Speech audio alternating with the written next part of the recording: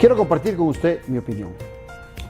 Para el día de mañana, 2 de agosto, los obispos le pidieron al señor presidente de la República que no diera un discurso político, que no tuviera participación política, porque consideran que su actividad, su evento, es un evento religioso y espiritual.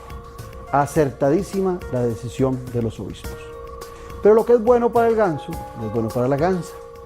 Creo que también las religiones, cuando digo religiones me refiero a todas, tienen que tener la discrecionalidad suficiente para no mezclar el credo religioso con la acción política. Puesto que desde que nos comprometemos en una sociedad a pensar en el bien común, la integración de los diferentes pensamientos religiosos o inclusive de aquellos que no los tienen, deben ser respetados en el ejercicio de la función pública y en la toma de decisiones en los diferentes poderes de la República. No es que cada uno de nosotros se aleje de su pensamiento ético, moral, religioso. Es que sepamos que no lo podemos imponer a otros porque somos parte de una sociedad y la sociedad se integra dentro del marco de la diversidad que permite la política para vivir en democracia. Entonces, si bien hacen los obispos en no pedirle al presidente de la República que dé un discurso político el 2 de agosto, muy bien harían también ellos desde el púlpito en cuidarse mucho cuando van a referirse en política, tener la generalidad suficiente para no casarse ni comprometer a los feligreses de la religión que sean con un pensamiento o con un candidato a la presidencia de la República. Esa es mi opinión.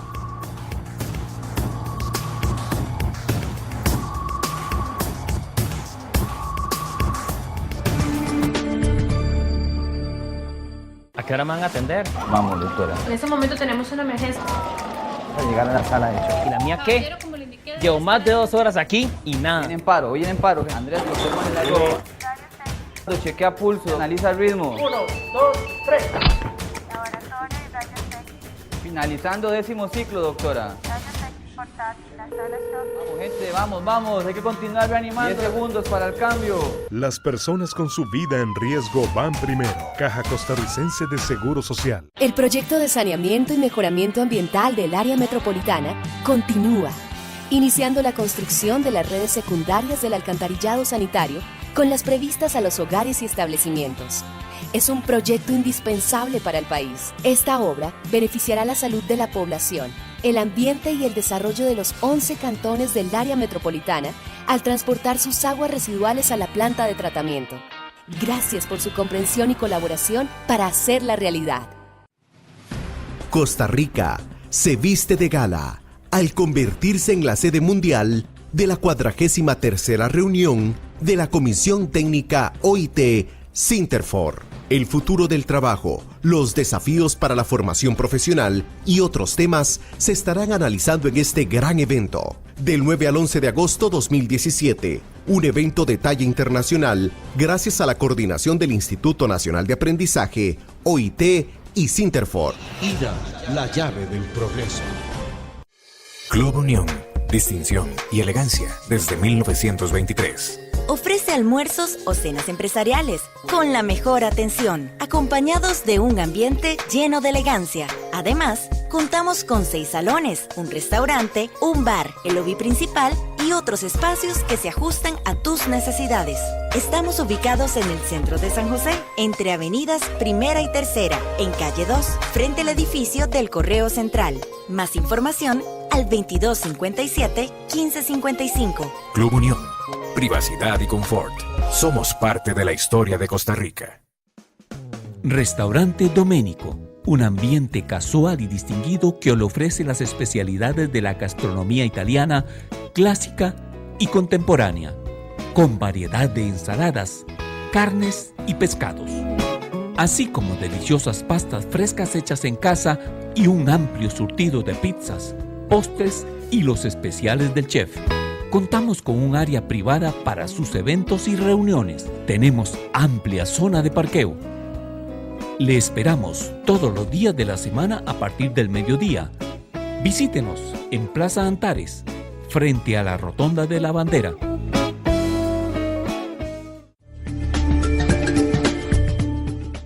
Dentro del marco de lo que se avecina con la campaña de la elección 2018, hemos venido haciendo programas para que usted esté informado de cuáles son los temas que debían estar en discusión y si los candidatos los están tocando.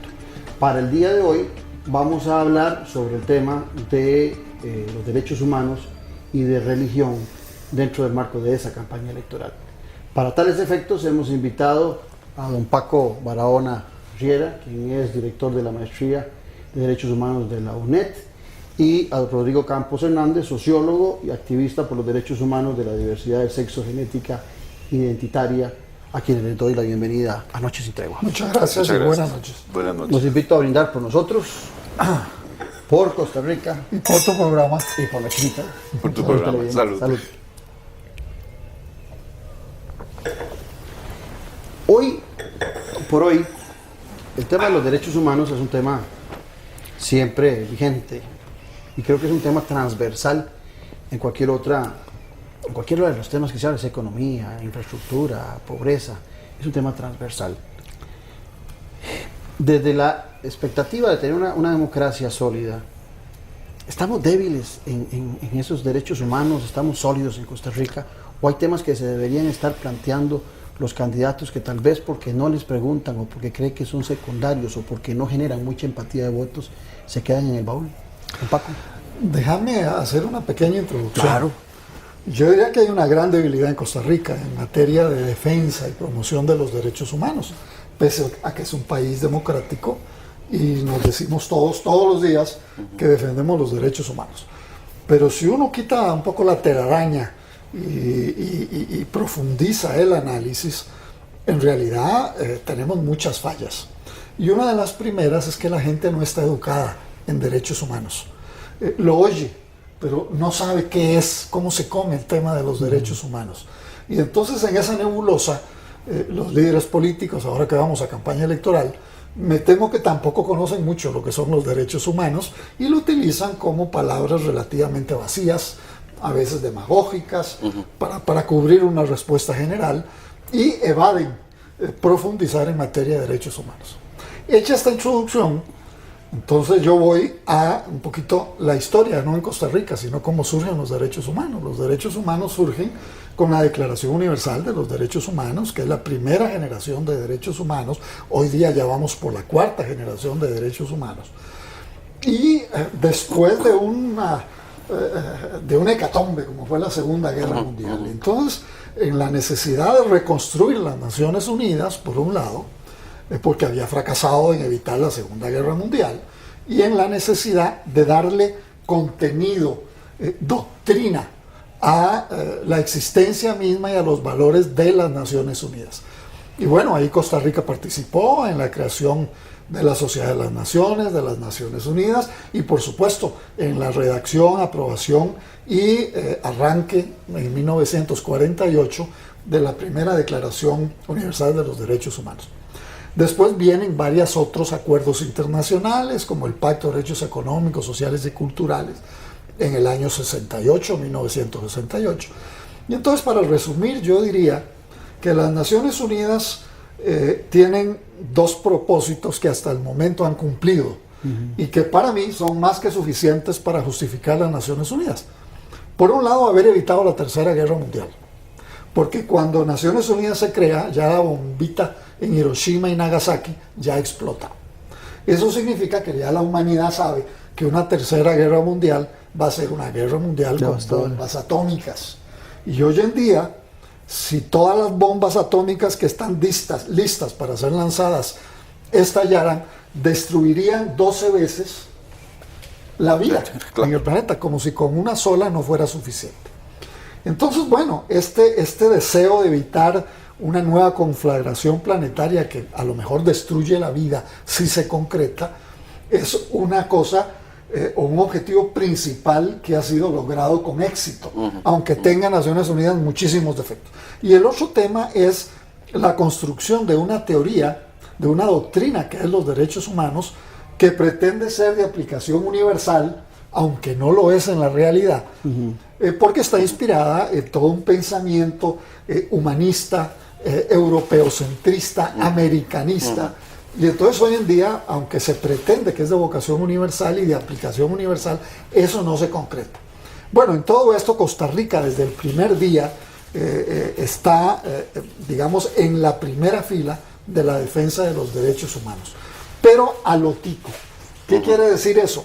Bueno, dentro de una sociedad, estoy hablando del 48, 50, 60, muy conservadora, una sociedad que por constitución no es, su estado no es seglar, sino que es confesional de la Iglesia Católica, dándole preferencia sobre otras religiones, donde la Iglesia Católica y hoy en día las iglesias cristianas están desempeñando un papel político importante, y donde, curiosamente, los derechos humanos apenas se enseñan en las facultades de derechos. Los abogados no tienen materias que tengan que ver con derechos humanos.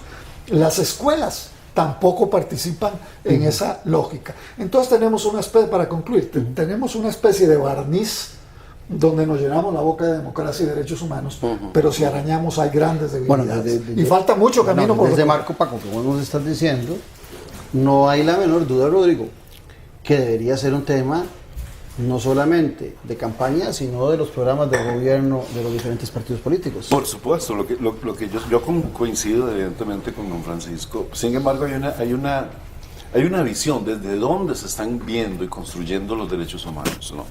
Desde una visión de los grupos de poder, ¿verdad? Y claro, efectivamente las dos primeras generaciones de derechos humanos obedecen a esa lógica que usted explicó, en pos de la paz mundial. Pero cuando hablamos ya de la tercera generación de derechos humanos y la cuarta generación de derechos humanos, yo pienso que es importante entenderlos como reivindicaciones de la sociedad civil, producto también de luchas, de movimientos sociales que han logrado en alguna medida calar en los aparatos legales, jurídicos de los estados, ¿verdad? Y promulgar y tratar de incidir en política pública a partir de enfoque de derechos. Ciertamente el problema es que la mayoría de las personas que estamos involucrados en el sistema educativo desconocemos profundamente la dinámica, la lógica, el origen de esta doctrina de los derechos humanos, y debe ser una materia de estudio obligatoria desde primaria posiblemente. ¿Por qué? Porque ¿cuál es el fundamento? ¿Qué es lo que fundamenta los derechos humanos? ¿Cuál es el propósito de esos derechos humanos? Es la construcción de una sociedad que permita la convivencia pacífica, que permita dirimir conflictos a partir de la conversación, de la discusión, del análisis, ¿verdad? Pero no a partir de enfoques de imposición, ¿verdad? Entonces a mí me parece que desde este punto de vista hay mucho todavía por hacer en materia de derechos humanos, ¿verdad? En eso que toca, Rodrigo, yo con frecuencia repito en mis programas, sobre todo en el de radio, que la política es prioridad sobre la democracia, o sea que la política primero genera un ambiente en una sociedad de respeto por la diversidad de raza, de sexo, de religión, de pensamiento, de objetivos, etcétera, y que cuando una sociedad se madura, se embaraza y lo que va a parir es la democracia, que no puede ser al revés. Por supuesto que la gente tiene una concepción a veces muy errada de que política es solo la campaña electoral, ¿verdad? Cuando la política es algo permanente. Dentro de ese marco, Francisco, ¿cómo deberían estar abordando nuestros candidatos a la presidencia de la República los temas de derechos humanos?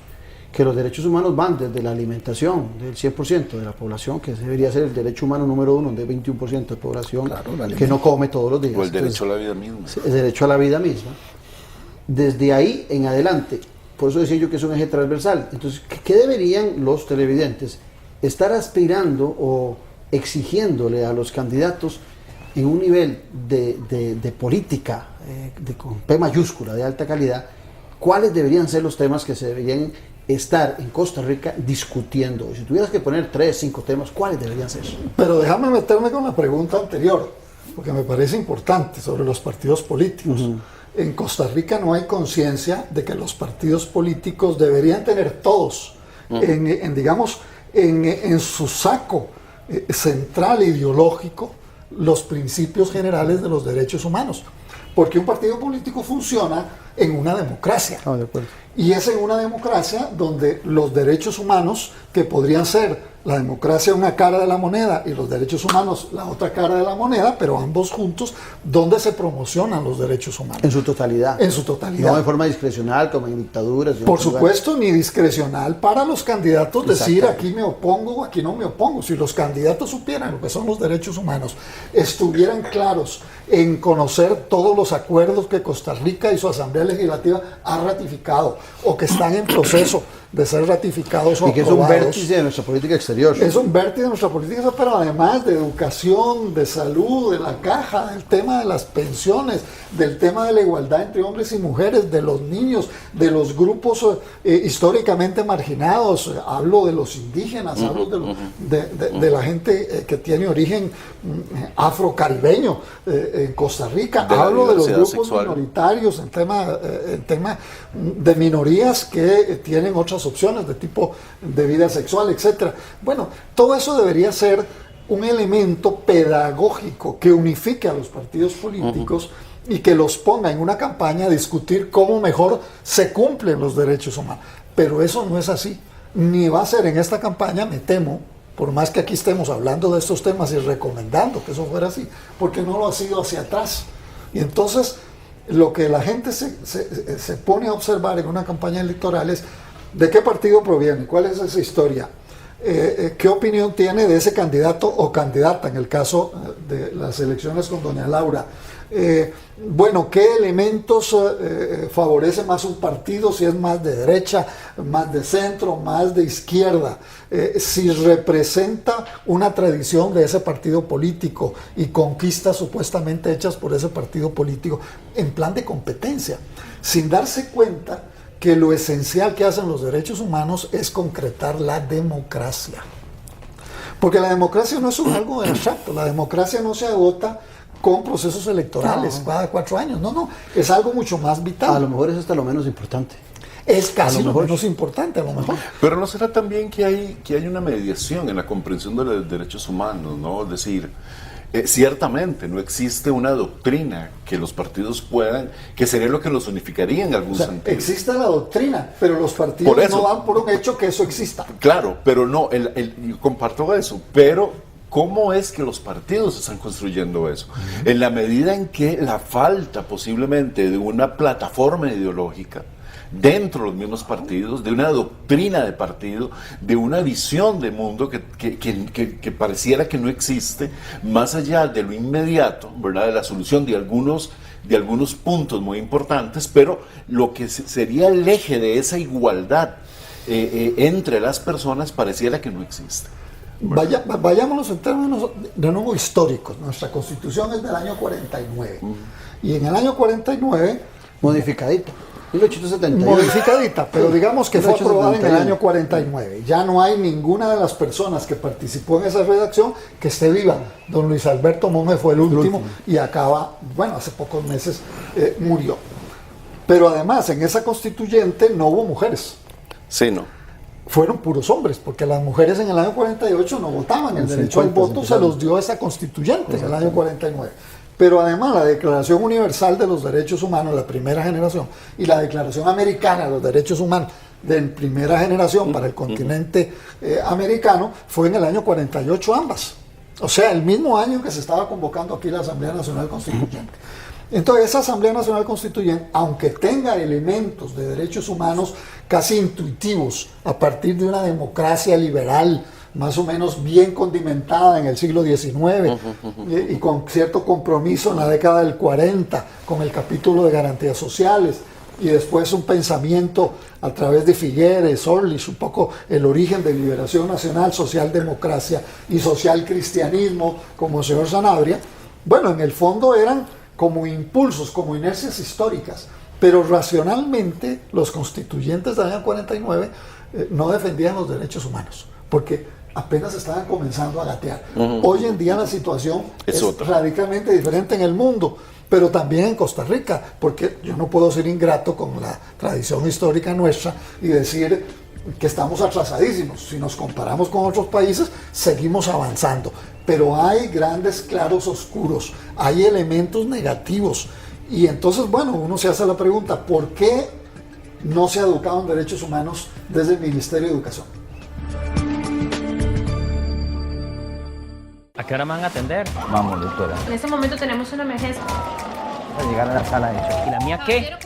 Llevo más de 2 horas aquí y nada. Viene en paro. Andrés, bloqueemos el aire. Chequea pulso, analiza el ritmo. 1, 2, 3. Laboratorio y rayos X. Finalizando 10º ciclo, doctora. Rayos X portátil, la sala shock. Vamos, gente, vamos. Hay que continuar reanimando. 10 segundos para el cambio. Las personas con su vida en riesgo van primero. Caja Costarricense de Seguro Social. El proyecto de saneamiento y mejoramiento ambiental del área metropolitana continúa, iniciando la construcción de las redes secundarias del alcantarillado sanitario con las previstas a los hogares y establecimientos. Es un proyecto indispensable para el país. Esta obra beneficiará la salud de la población, el ambiente y el desarrollo de los 11 cantones del área metropolitana al transportar sus aguas residuales a la planta de tratamiento. Gracias por su comprensión y colaboración para hacerla realidad.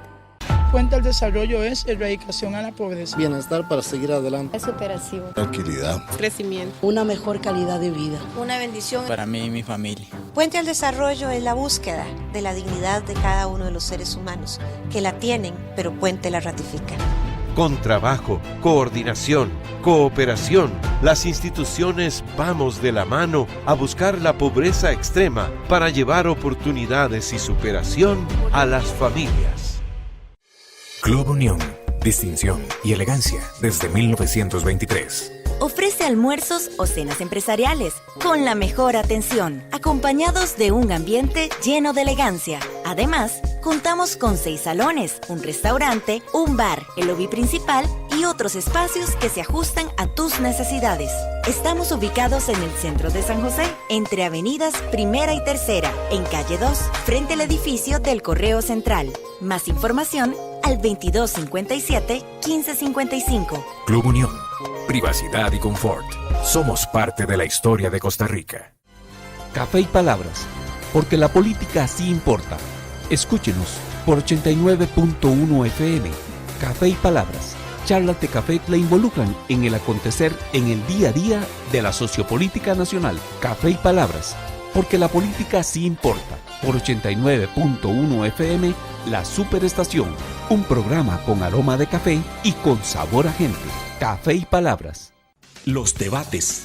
Una forma diferente de debatir con los candidatos a la presidencia de la República. Un candidato en cada sesión. Un cara a cara con los especialistas que preguntan y cuestionan sobre los planeamientos y propuestas en los temas importantes. Iniciamos lunes 21 de agosto a las 6 de la tarde en el Club Unión. Invitado, Sergio Mena, candidato del partido Nueva Generación. Para reservaciones puede llamar al teléfono 4082-3984 o 4082-4475. Organizan Foro Santander y Noche Sin Tregua.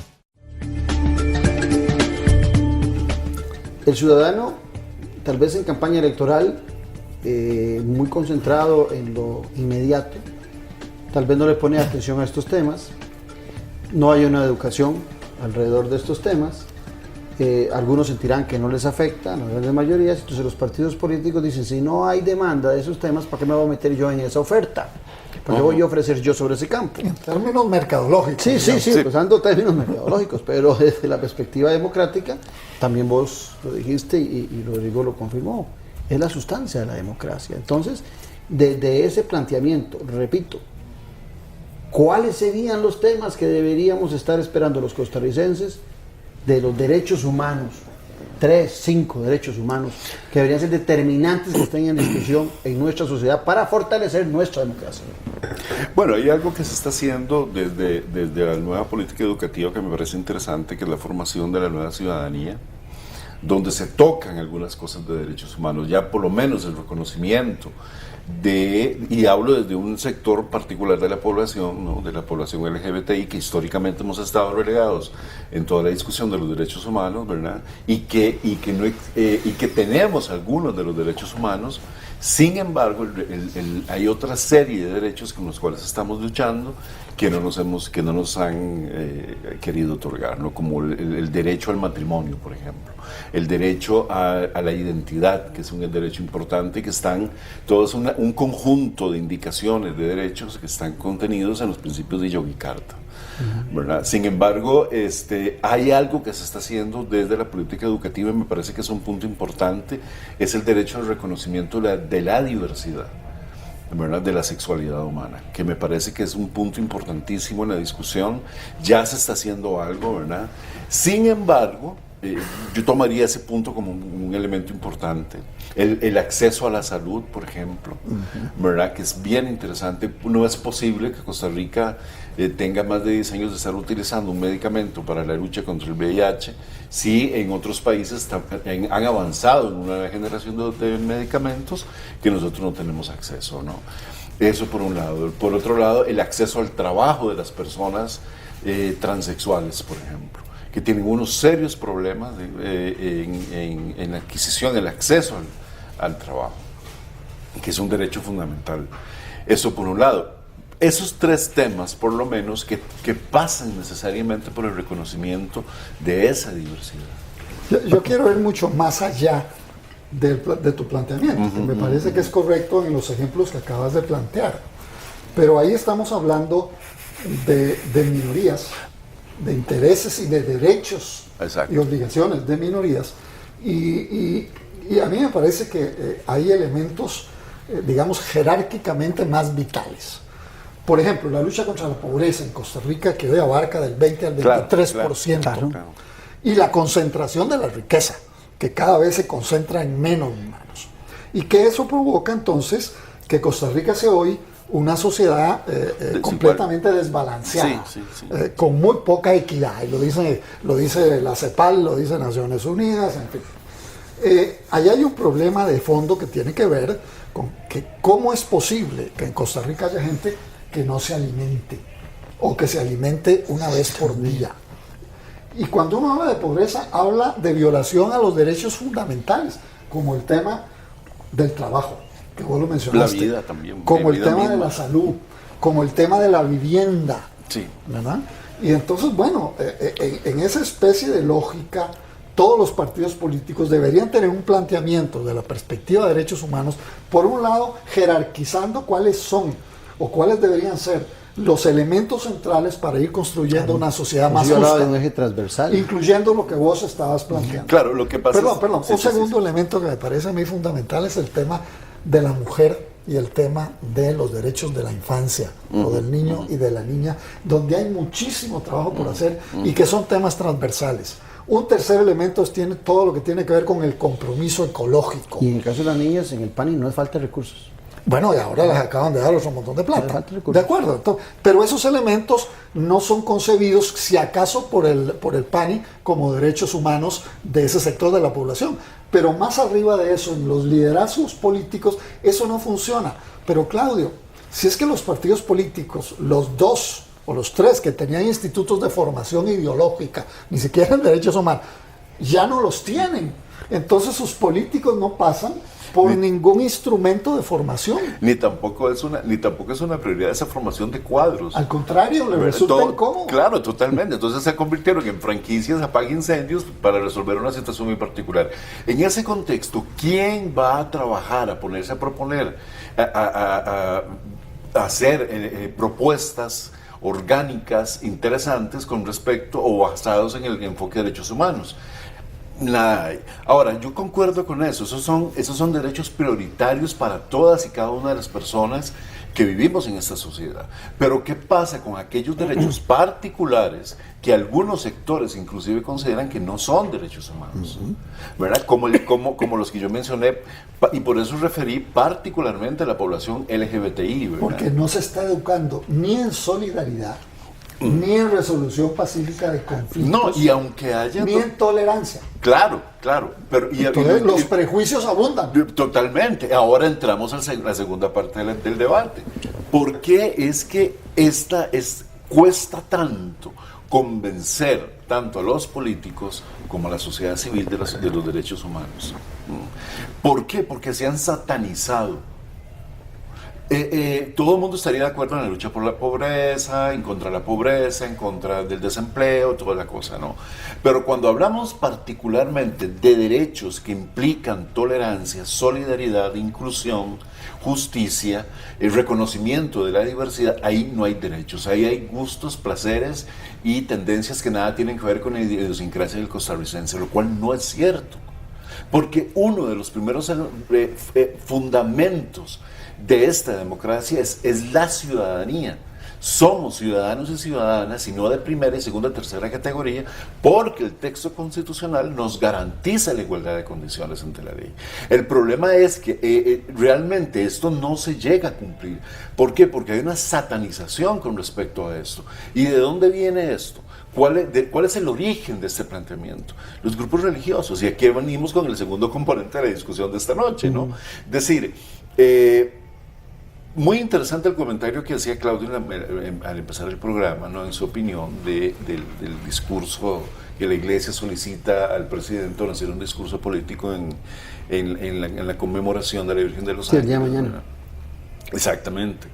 Y bueno, ¿qué se predica desde los púlpitos? Si la base posiblemente de los derechos humanos está precisamente en el texto bíblico, en el Evangelio de Jesús, entonces, ¿cómo es que se predica todo en contra desde una posición de poder religiosa que de por sí tiene la capacidad de anular por completo cualquier discurso que vaya a favor de la solidaridad, del amor, de la comprensión, de la inclusión, etcétera? Sí. En ese marco me hacen recordar a ustedes que los primeros planteamientos sobre derechos humanos se hacen sobre aquellos 3 principios de la Revolución Francesa, ¿verdad?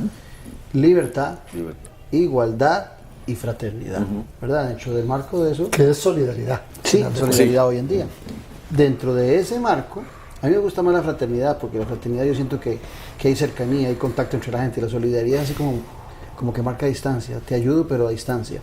Pero en el marco de eso, para no desviarme, en el marco de esos 3 conceptos, me da la impresión también de que han sido reinterpretados cuando tenían en su origen un marco de referencia muy amplio, y que en eso que dice Rodrigo ahora, la sociedad se han ido particularizando a defender espacios muy pequeños, y pareciera que esa ambición compartida de un futuro se va quedando relegada, Francisco, como que ya la sociedad es pequeños nichos y no un grupo de gente pensando en una mejor situación dentro de un marco de equidad que está establecido en la Constitución para todos. Yo coincido y hago un análisis ya no solo Costa Rica, sino en el mundo.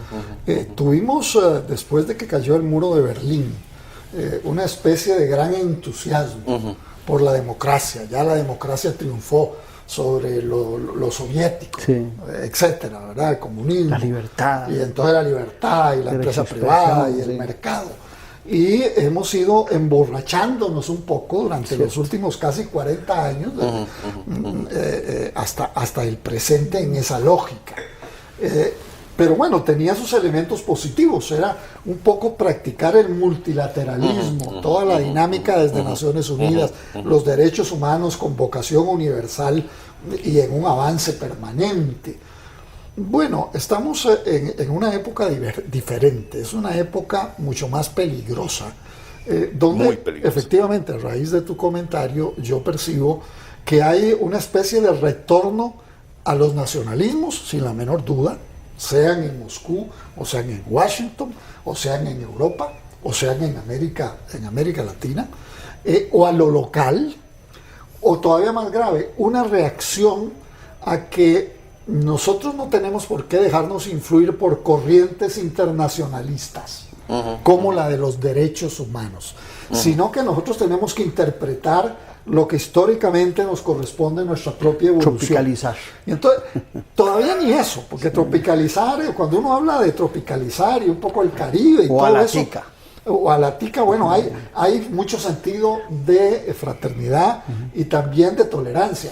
Pero no, es que los elementos que se están planteando son elementos netamente o mayoritariamente conservadores.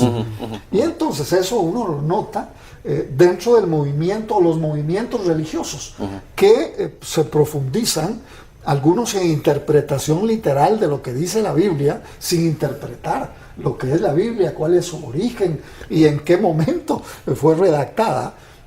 Y entonces estamos, digamos, defendiendo fundamentalismos del siglo XVI, del siglo XVII, para no seguir al presente. Y entonces, en esa lógica, viene esta otra palabra de nacionalismos, y esos nacionalismos son también conservadores, porque nos hacen pensar, por ejemplo, estoy hablándole a los ticos, que nosotros somos el ombligo del mundo, y que lo que nosotros pensamos es, no solo porque tenemos derecho, porque esto es una democracia que la define la mayoría, sino que no estamos influidos por lo que pasa en el resto del mundo, en materia económica, cultural, religiosa, etc. Y entonces, bueno, en esos localismos, en esas protecciones, un elemento importante es que la Iglesia Católica ha perdido mucho creyente, y algunas de las iglesias católicas fundamentalistas con dinero esencialmente norteamericano han echado raíces en Costa Rica. Cristianos, sí, por supuesto. Perdón, la Iglesia Católica ha reducido su porcentaje más o menos un 66%, y los otros están casi por un 30%, un poquito más. Entonces, bueno, todo eso tiene consecuencias donde es interesante. Por una norma... Pero en esa línea, Paco y Rodrigo, bueno, en esa línea, un gobernante o alguien que pretenda gobernar debería estar pensando en la totalidad de la sociedad, y a esas minorías debería estar abriendo el espacio, pensando como un estadista de que tiene que estar pensando en las futuras generaciones y en la conformación de un país moderno. Debería estar educándolo. Exactamente. Desde la campaña política. Exacto. Pero quiero devolverme a la campaña, porque ustedes se me alejan un poco a veces. Y se los planteo, se los pongo difícil. Hay un candidato que esté planteando estos temas que usted diga, bueno, que se acerque un poquito, este no dice nada, aquel me gusta, me parece que le he oído algunos temas. Hay algunos de ellos que estén en sus discursos, yo sé que falta todavía 6 meses 7 meses para la votación, pero podríamos nosotros tener un halo de luz ahí, donde, Rodrigo, digamos, se está acercando este o el otro, y en algún momento eso va a ser tema de discusión. Yo creo que sí, por lo menos hay 2 candidatos que desde la perspectiva, insisto, LGBTI, ¿verdad? Hay 2 candidatos que se han comprometido abiertamente con los derechos humanos de la comunidad LGBTI, que son Carlos Alvarado y Edgardo Araya. ¿Perdón? Edgardo Araya. Edgardo Araya. De Frente Amplio. De Frente Amplio. Ellos expresamente se han comprometido con defender nuestros intereses eventualmente en una presidencia de la República. Y me parece que es interesante porque es lo propio. Nosotros hablamos de solidaridad, hablamos de inclusividad, hablamos de diversidad, pero no hay planteamientos claros en los otros partidos políticos con respecto a esto. Y la verdad es que si no hay en los propios planteamientos, en los programas de gobierno, en los modelos de política que puedan plantear, si no están expresamente garantizados esos derechos, ahí no hay un compromiso. Y la verdad es que, por ejemplo, desde el PAC ha sido el único partido político que en las últimas administraciones se ha comprometido efectivamente con la comunidad LGBTI y ha hecho acciones tanto simbólicas como materiales, concretas, en beneficio de nuestra comunidad.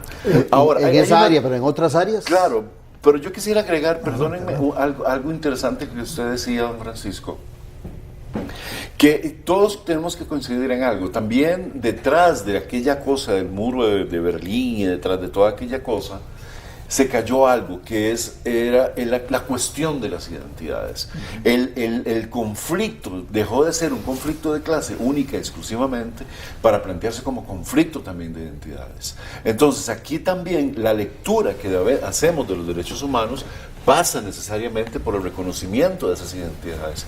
Es decir, hay reivindicaciones desde el lado de género, desde el lado de la diversidad sexogenérico-identitaria, desde el lado de los pueblos originarios y otros sectores que también están planteando exigimos ser reconocidos. Y desde ese componente de la identidad también demandamos derechos humanos. Entonces hay como dos niveles, ¿verdad? Un nivel que permitiría todas las condiciones para que todas las personas, independientemente de su orientación sexual, origen étnico, etcétera, etcétera, pudiéramos tener las condiciones mínimas que nos permitan una vida digna, una buena vida, diríamos, ¿verdad? Pero hay algunas particularidades que precisamente ahí es donde vienen los serios problemas a la hora del reconocimiento. Y el ejemplo podría ser la comunidad que yo represento aquí.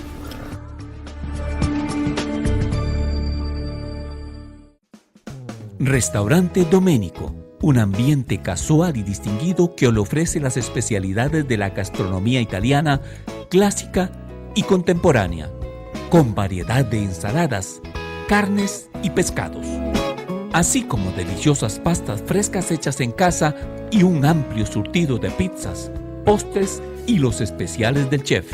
Contamos con un área privada para sus eventos y reuniones. Tenemos amplia zona de parqueo. Le esperamos todos los días de la semana a partir del mediodía. Visítenos en Plaza Antares, frente a la Rotonda de la Bandera.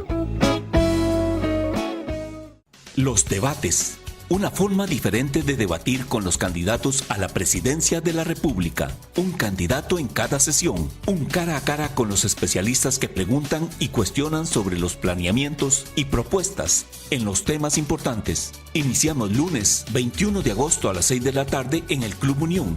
Invitado, Sergio Mena, candidato del partido Nueva Generación. Para reservaciones puede llamar al teléfono 4082-3984 o 4082-4475. Organizan Foro Santander y Noche Sin Tregua.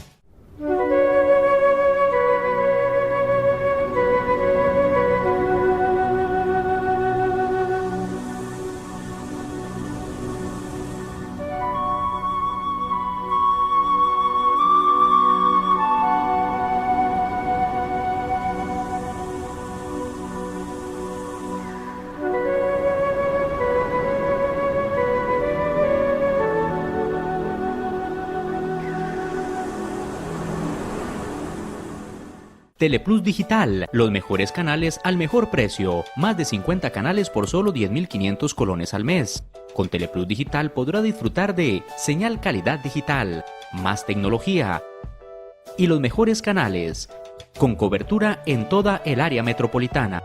Teléfono 2286-3344 o 905-123-4567. Correo electrónico ventas@plus.cr. WhatsApp 6046-1086. Teleplus Digital, calidad impecable a un precio increíble.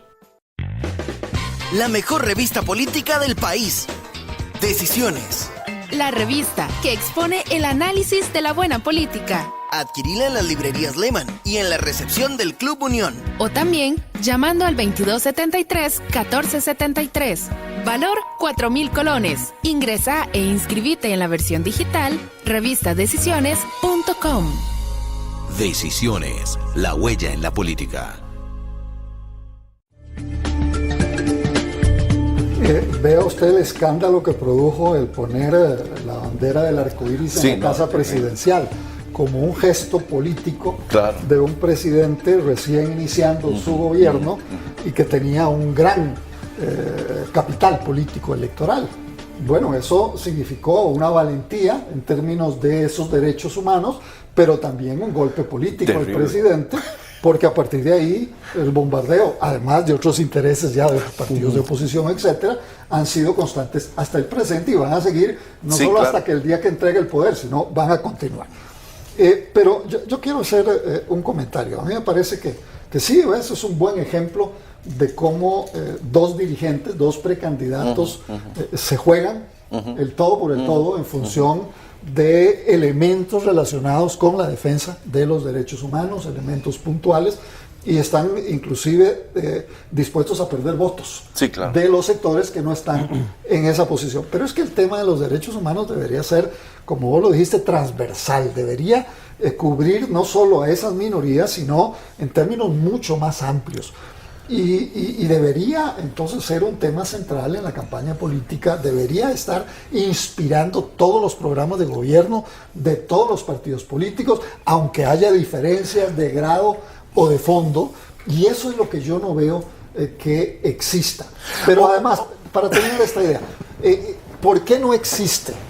Bueno, yo diría porque desde la sociedad no se los exige, porque es muy cómodo no comprometerse en esa línea, porque la sociedad efectivamente no lo está planteando como una demanda. En la encuesta dice cuáles son los 10 temas que le interesa a la gente discutir: seguridad, pobreza, economía. Y no es que tal vez a la gente no le interesan estos temas, Francisco. No, todos esos temas tienen que ver con derechos humanos. Pero hay algunos que les afectan en lo personal.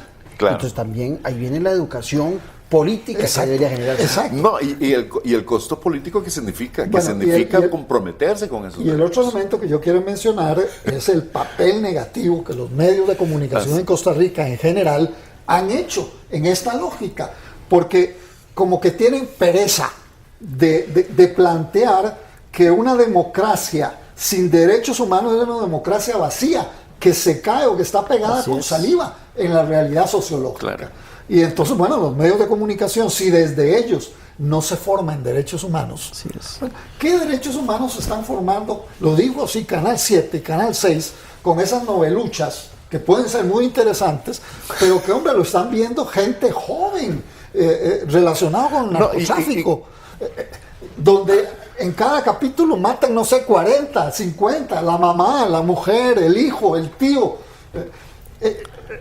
Entonces, bueno, uno dice, caramba, esto es como la sociedad costarricense no solo tiene una venda, sino que a nadie le interesa quitarle esa venda, y entonces esta democracia puede naufragar, justamente porque esos valores no están poniéndose en el tapete de la discusión política. Por eso y por el miedo. El miedo al cambio. Es decir, hay una situación aquí importantísima. No olvidemos que nuestro Estado es un Estado confesional, número uno. Segundo, está sentado sobre una lógica patriarcal del ejercicio del poder. Y precisamente las reivindicaciones que se plantean desde los derechos humanos son reivindicaciones también que cuestionan esa centralidad y esa desigualdad que se da en los géneros. Para empezar, permíteme terminar. Ahora,